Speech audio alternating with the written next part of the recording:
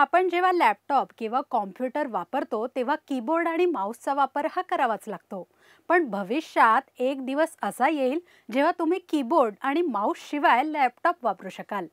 मी जे बोलतेय त्यावर कदाचित तुमचा विश्वास बसणार नाही, पण हे खरं आहे. तंत्रज्ञानात सध्या अनेक बदल होत आहेत. आर्टिफिशियल इंटेलिजन्समुळे विविध क्षेत्रातला कामाचा वेग वाढलाय. पुढच्या 5 वर्षात म्हणजे साधारण 2030 पर्यंत तुम्हाला असे लॅपटॉप पाहायला मिळतील ज्यांना कीबोर्ड किंवा माऊसची गरजच भासणार नाही. हे लॅपटॉप तुमच्या हावभावावर आणि आवाजावर काम करतील. मायक्रोसॉफ्टचे corporate vice president David Weston यांनी सांगितलंय की येत्या काळात माऊस आणि कीबोर्ड कालबाह्य होतील.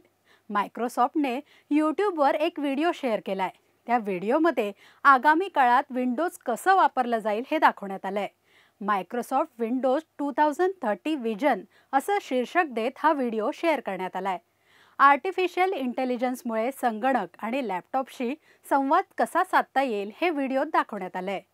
आजच्या जेनझीजला जुन्या डॉस प्रणालीचा वापर करताना जसं विचित्र वाटतं, तसंच काही वर्षानंतर माऊस आणि कीबोर्ड वापरताना कदाचित आपल्याला वाटू शकतं.